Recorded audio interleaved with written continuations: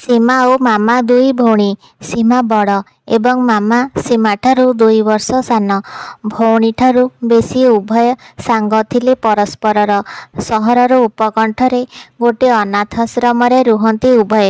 ଛୋଟବେଳୁ ବାପା ମା ଗୋଟିଏ ଦୁର୍ଘଟଣାରେ ପ୍ରାଣ ହରାଇଥିଲେ। ସେଥିପାଇଁ ବନ୍ଧୁବାନ୍ଧବ ଆଣି ଏହି ଅନାଥାଶ୍ରମରେ ରଖିଦେଇଥିଲେ। ତା ପରଠାରୁ ଉଭୟେ କେବଳ ପରସ୍ପର ପାଇଁ ବଞ୍ଚନ୍ତି। ସୀମାକୁ ଦୁନିଆ ବିଷୟରେ କିଛି ଜ୍ଞାନ ଥାଏ, କିନ୍ତୁ ମାମା ନିରୀହ ଝିଅଟିଏ। ତା ପାଇଁ ଅପା ସବୁ କିଛି। କିଛି ଦିନ ବିତି ଯାଉଥାଏ। ଦିନେ ସୀମା କହିଲା ମାମାକୁ, ମାମା, ମୋର ଗୋଟିଏ ଜାଗାରେ ଚାକିରି ହୋଇଯାଇଛି। ମୁଁ କାଲି ଏ ଆଶ୍ରମ ଛାଡ଼ି ଚାଲିଯିବି। ତୁ ରହିବୁ ଏଇଠି, କାହାକୁ କିଛି କହିବୁନି। ମୁଁ ପ୍ରତି ମାସ ତୋ ପାଖକୁ ଟଙ୍କା ପଠାଇ ଦେବି। ମନ ଦେଇ ପାଠ ପଢ଼ିବୁ, ଆଉ ମୋତେ କେବେ ଖୋଜିବାକୁ ଚେଷ୍ଟା କରିବୁନି। ମାମା କହିଲା, ଏମିତି କ'ଣ ପାଇଁ କହୁଛୁ ଅପା? ତୋ ବିନା ମୁଁ ଏଠି ଏକା କେମିତି ରହିବି? ତୁ କୁଆଡ଼େ ଯିବୁ? ମୁଁ ତତେ ଖୋଜିବିନି କ'ଣ ପାଇଁ? ଏତେ ପ୍ରଶ୍ନ ପଚାରେନି ମୋତେ। ତୁ ଖାଲି ପାଠ ପଢ଼ି ଗୋଟିଏ ବଡ଼ ଚାକିରି କରିବୁ। ମୁଁ ନିଜେ ତତେ ଖୋଜି ତୋ ପାଖରେ ପହଞ୍ଚିଯିବି। ଭଉଣୀ କଥାରେ ଆଉ କିଛି ନ କହି ଚୁପ୍ ରହିଲା ମାମା। ପରଦିନ ରାତିରେ ସେମିତି ସୀମା ଚାଲିଗଲା ଆଶ୍ରମରୁ ଲୁଚି। ମାମା ଚାହୁଁଥିଲା ଭଉଣୀକୁ ରୋକିବା ପାଇଁ, କିନ୍ତୁ ପାରିଲାନି। ସୀମାର ମଲା ରାଣ ପଡ଼ିଥିଲା ତା ଉପରେ, ସେଥିପାଇଁ ଚୁପ୍ ରହିଲା ସେ। ପରଦିନ ସକାଳେ ଆଶ୍ରମରେ ସମସ୍ତେ ସୀମାକୁ ଖୋଜିଲେ, ଆଉ ମାମାକୁ ନାନା ପ୍ରଶ୍ନ ପଚାରିଲେ, କିନ୍ତୁ ମାମା ନିର୍ବାକ। କିଛି ଜାଣିନି ବୋଲି କହି ଚୁପ୍ ରହିଲା, ଆଉ ସେ ମନେ ମନେ କାନ୍ଦିଲା। ତାପରେ ପ୍ରତିଦିନ ମାମା ସୀମା ପାଇଁ ଭଗବାନଙ୍କ ପାଖରେ ପ୍ରାର୍ଥନା କରେ କି ସୀମା ଯେଉଁଠି ଥାଉ ଭଲରେ ଥାଉ। ଆଉ ଭଉଣୀ କହିବା ଅନୁସାରେ ସେ ଭଲ ପାଠ ପଢ଼ିଲା।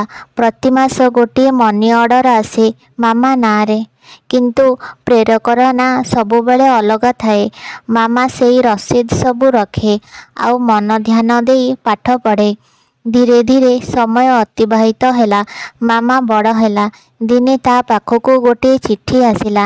ସେଥିରେ ଲେଖାଥିଲା, ମୋର ଇଚ୍ଛା ତୁ ଡାକ୍ତରଟିଏ ହେବୁ ବୋଲି। ତୋ ଡାକ୍ତର ପାଠପଢ଼ା ପାଇଁ ଯାହା ଖର୍ଚ୍ଚ ହେବ ସବୁ ମୁଁ କରିବି। ଚିଠିଟା ପଢ଼ିବା ପରେ ମାମା ଜାଣିଥିଲା ସେଇ ଚିଠି ସୀମା ଛଡ଼ା ଆଉ କେହି ଦେଇନାହାନ୍ତି। ମାମା ନିଜକୁ ପ୍ରସ୍ତୁତ କରିଲା ଡାକ୍ତର ହେବା ପାଇଁ, ଆଉ ଡାକ୍ତରୀ ପ୍ରବେଶିକା ପରୀକ୍ଷା ମଧ୍ୟ ପାସ୍ କରିଲା। ସେ ଚାହୁଁଥିଲା ସବୁ ଖୁସି ଗୋଟିଏ ଚିଠିରେ ଲେଖି ସୀମାକୁ ଜଣାଇବା ପାଇଁ, କିନ୍ତୁ ସୀମାର ଠିକଣା ନଥିଲା ତା ପାଖରେ। କିଛି ଦିନ ପରେ ଆଉ ଗୋଟିଏ ଚିଠି ଆସିଲା। ସେଥିରେ ଲେଖାଥିଲା, ମୁଁ ଜାଣେ ତୁ ଡାକ୍ତରୀ ପ୍ରବେଶିକା ପରୀକ୍ଷା ପାସ୍ କରିଛୁ। ଏବେ ତୁ ବାଲେଶ୍ୱରରେ ପାଠ ପଢ଼ିବୁ। ତୋର ସବୁ ବନ୍ଦୋବସ୍ତ ମୁଁ କରିଦେଇଛି। ତୁ ଖାଲି ତୋ ନାଁ କହିଲେ ସବୁ ହୋଇଯିବ, ଆଉ ତତେ ବୃତ୍ତି ମଧ୍ୟ ମିଳିବ। ମୁଁ ବହୁତ ଶୀଘ୍ର ତୋ ସହିତ ଦେଖା କରିବି। ଚିଠିଟି ପାଇ ମାମା ବହୁତ ଖୁସି ହେଲା, ଏଥିପାଇଁ ଯେ ସେ ବହୁତ ଶୀଘ୍ର ତା ଭଉଣୀ ସହିତ ଦେଖା ହେବ। ସୀମାର ଚିଠି ହିସାବରେ ମାମା ସବୁ କରୁଥିଲା, କିନ୍ତୁ ସୀମା କେବେ ହେଲେ ଦେଖା କରିବା ପାଇଁ ଆସୁନଥିଲା। କେବଳ ମଝିରେ ମଝିରେ ଚିଠି ପଠାଉଥିଲା। ଏ ଭିତରେ ବହୁତ ବର୍ଷ ବିତିଗଲା, କିନ୍ତୁ ମାମା କେବେ ସୀମାର ଦେଖା ପାଇଲା ନାହିଁ। ସେ ଗୋଟିଏ ସରକାରୀ ଡାକ୍ତରଖାନାରେ ଡାକ୍ତର ଭାବେ କାର୍ଯ୍ୟରତ କରୁଥିଲା। ସେଦିନ ଗୋଟିଏ ଚିଠି ଆସିଲା ମାମା ପାଖକୁ। ଚିଠି ସହିତ ଗୋଟିଏ ଫଟୋ ମଧ୍ୟ ଥିଲା। ଫଟୋଟି ଥିଲା ସୀମାର। ଫଟୋଟି ପାଇଲା ପରେ ବହୁତ ସମୟ ପର୍ଯ୍ୟନ୍ତ ମାମା ସେ ଫଟୋଟି ଦେଖିବାକୁ ଲାଗିଲା। ତା ଆଖିରୁ ଧାର ଧାର ଲୁହ ବୋହି ଯାଉଥାଏ। ସେ ଚାହୁଁଥାଏ ତା ଅପାକୁ ଥରେ ଦେଖିବା ପାଇଁ, ଥରେ ତା ଅପାକୁ କୁଣ୍ଢେଇ ଧରିବା ପାଇଁ, କିନ୍ତୁ ତା ପାଖରେ କେବଳ ଅପାର ଫଟୋ ହିଁ ଥିଲା। ଏତିକିବେଳେ ନର୍ସ ଆସି କହିଲା, ମ୍ୟାମ୍, ଗୋଟିଏ କେସ୍ ଆସିଛି, ଆସନ୍ତୁ ଟିକେ। ଫଟୋ ଆଉ ଚିଠି ନିଜ ଡ୍ରରେ ରଖିଦେଇ ଗଲା।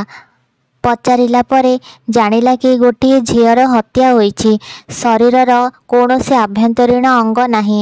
ଯେଉଁ ସବୁ ଅଙ୍ଗ ବିକ୍ରି ହୋଇପାରିବ ସେ ସମସ୍ତ ଅଙ୍ଗ କାଢ଼ି ନିଆଯାଇଛି। ଏସବୁ ଶୁଣି ମାମା ଆଗେଇ ଗଲା ଦେଖିବା ପାଇଁ। ଝିଅଟିକୁ ଦେଖି ମାମାର ପାଦ ତଳୁ ଭୂମି ଖସିଗଲା ଭଳି ଲାଗିଲା। ସେ ଝିଅ ଆଉ କେହି ନୁହେଁ, ବରଂ ସୀମା ଥିଲା। ସୀମାର ଶବ ଦେଖି ଭୋ ଭୋ ହୋଇ କାନ୍ଦିବାକୁ ଲାଗିଲା ମାମା। ଯିଏ ଯେତେ ଯାହା ପଚାରିଲେ ମଧ୍ୟ ଉତ୍ତର ଦେବା ପରିସ୍ଥିତି ନଥିଲା ତାର। କିଛି କହିପାରୁନଥିଲା। ସେ ଖାଲି କାନ୍ଦୁଥିଲା। ଶବ ବ୍ୟବଚ୍ଛେଦ ପରେ ନିଜ ଭଉଣୀ ପାଇଁ ଶୋକ କରିଲା ସେ। ଏତିକି ଭିତରେ 10-15 ଦିନ ବିତି ଯାଇଥିଲା। ପରିସ୍ଥିତି ସହଜ ନ ହୋଇଥିଲେ ମଧ୍ୟ ମାମା ପୁଣି ଡାକ୍ତରଖାନା ଆସିବା ଆରମ୍ଭ କରିଥିଲା। ମାମା ଡାକ୍ତରଖାନା ଆସିବା ପରେ ତାର ମନେ ପଡ଼ିଲା ସୀମା ଦେଇଥିବା ଚିଠି ବିଷୟରେ। ଚିଠିଟି ଖୋଲି ସେ ପଢ଼ିବାକୁ ଆରମ୍ଭ କଲା। ମାମା, ମୋର ବହୁତ ଇଚ୍ଛା ଥିଲା ଦିନେ ତତେ ଦେଖିବାକୁ, ତତେ ମନଭରି କୁଣ୍ଢେଇ ଧରିବାକୁ, ତତେ ଇଚ୍ଛା ମୁତାବକ ଚୁମିବାକୁ, ଗର୍ବରେ ଏ କଥା କହିବାକୁ ଯେ ମୋ ଭଉଣୀ ଡାକ୍ତର, ଆଉ ଏ ଅନ୍ଧାର ଗଳିରୁ ବାହାରକୁ ବାହାରି ଯିବାକୁ। କିନ୍ତୁ ମୁଁ ବୋଧେ ପାରିବିନି। ଏ ଚିଠି ତୋ ପାଖରେ ପହଞ୍ଚିଲା ବେଳକୁ ମୁଁ ହୁଏତ ଏ ସଂସାରରେ ଆଉ ନଥିବି। ସେଥିପାଇଁ ଭାବିଲି ସବୁ କଥା ଚିଠିରେ ଲେଖିଦେବି। ତତେ ଛାଡ଼ି ଆସିଲା ବେଳକୁ ମୋତେ ମାତ୍ର 14 ବର୍ଷ। ମୁଁ ଯାଇ ଗୋଟିଏ ବାବୁଙ୍କ ଘରେ କାମ କରିଲି। ସେ ବାବୁ ବି ଡାକ୍ତର ଥିଲେ, ଆଉ ତାଙ୍କ ସ୍ତ୍ରୀ ମଧ୍ୟ। ତାଙ୍କ ପଇସା ଆଉ ଚାଲିଚଳଣି ଦେଖି ମୁଁ ତତେ ଚିଠି ଲେଖିଥିଲି କି ତୁ ବି ଡାକ୍ତର ହେବା ପାଇଁ, ଆଉ ତୁ ହେଲୁ ମଧ୍ୟ। ସେ ମୋତେ ମୋ ଭଳି ଝିଅମାନଙ୍କୁ, ଛୋଟ ଛୁଆମାନଙ୍କୁ ଘରକୁ ଡାକିବାକୁ କୁହନ୍ତି, ଆଉ ମୁଁ ତାଙ୍କୁ ଘରକୁ ଆଣେ। କିଛି ଦିନ ପରେ ଦେଖେ ଯେ ଯାହାଙ୍କୁ ମୁଁ ଘରକୁ ଆଣିଥିଲି ସେ ନିଖୋଜ ହୋଇଯାଇଛି। ଧୀରେ ଧୀରେ ମୁଁ ବଡ଼ ହେବା ପରେ ବୁଝିଲି ଯେ ମୋତେ ହାତ କରି ସେମାନେ ମୋ ବୟସର ପୁଅ ଏବଂ ଝିଅଙ୍କୁ ଅପହରଣ କରୁଛନ୍ତି। ତାଙ୍କ ଶରୀର ଭିତର ଅଙ୍ଗ ସବୁ ବିକ୍ରି କରିଦେଉଛନ୍ତି। ଏ ବିଷୟରେ ମୁଁ ଯେତେବେଳେ କାହାକୁ କହିବା ପାଇଁ ଚେଷ୍ଟା କରିଲି, ସେ ମୋତେ ଧମକ ଦେଲେ ଯେ ସେମାନେ ତତେ ମାରିଦେବେ। ମୁଁ ସେଥିପାଇଁ ଚୁପ୍ ରହିଲି, ଆଉ ତାଙ୍କ କାମରେ ସାହାଯ୍ୟ କରିଲି। ସେଥିପାଇଁ ସେ ମୋତେ ମୋଟା ଅଙ୍କର ଅର୍ଥ ମଧ୍ୟ ଦିଅନ୍ତି। ସେ ଟଙ୍କା ସବୁ ମୁଁ ବ୍ୟାଙ୍କରେ ରଖିଦେଇଛି। ବ୍ୟାଙ୍କର ସବୁ ଠିକଣା ଚିଠି ପଛରେ ଲେଖା ଅଛି। କିନ୍ତୁ ଏବେ ସେମାନେ କଥା ହେଉଥିଲେ ଯେ ମୁଁ କୁଆଡ଼େ ଆଉ କିଛି ଭଲ କାମ କରୁନାହିଁ ତ ମୋର ମଧ୍ୟ ସେହି ଅବସ୍ଥା କରିଦେବେ। ମୁଁ ଜାଣିଛି ମୁଁ ଯେତେ ପାପ କରିଛି କେବେ ହେଲେ ସୁଖ ମୃତ୍ୟୁ ମିଳିବ ନାହିଁ। ଯଦି ପୋଲିସ ପାଖକୁ ଯିବାକୁ ଚାହୁଁ, ତେବେ ମୋ ସାହାଯ୍ୟ ନେଇ ସେମାନେ ଯେତେ ଜଣଙ୍କ ହତ୍ୟା କରିଛନ୍ତି ସବୁକିଛି ଏ ଚିଠିରେ ଲେଖିଛି ମୁଁ। ସେ ଚିଠି ପୋଲିସକୁ ଦେଇଦେବୁ। ମୁଁ ତ ତତେ ଦେଖିପାରିଲି ନାହିଁ। ତୁ ମୋତେ ଟିକେ ଦେଖିବୁ ବୋଲି ମୋ ଫଟୋ ପଠାଇଛି। ମୁଁ ଯିବା ପରେ ସେଇ ଫଟୋ ଦ୍ୱାରା ସବୁବେଳେ ତୋ ପାଖେ ରହିବି। ଇତି ତୋ ଅପା।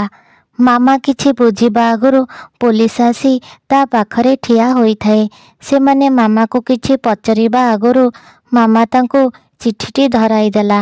ପୋଲିସ ଚାଲିଗଲା ଅପରାଧୀକୁ ଖୋଜିବା ପାଇଁ। ଆଉ ମାମା ଆହୁରି ଜୋରରେ କାନ୍ଦୁଥିଲା ତା ପାଇଁ ସୀମାର ବଳିଦାନକୁ ନେଇ। ଆଜିର এই କାହାଣୀଟି ଯଦି ଆପଣମାନଙ୍କୁ ଭଲ ଲାଗୁଥାଏ, ତେବେ ଭିଡ଼ିଓଟିକୁ ଲାଇକ୍, ସେୟାର ଏବଂ କମେଣ୍ଟ କରନ୍ତୁ।